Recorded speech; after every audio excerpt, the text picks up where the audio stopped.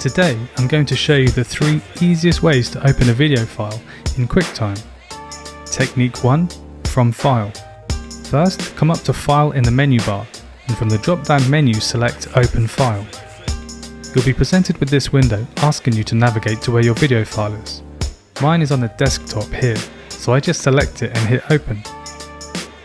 And there it is. All I'm left to do now is press play. Next, Technique 2. Right clicking.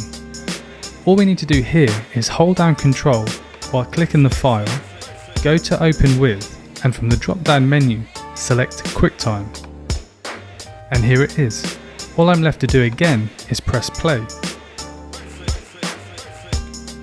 And last, Technique 3. Double clicking. This is the easiest way to open any file and the technique I use most. So just simply double click your file and here it is. Let's press play one last time.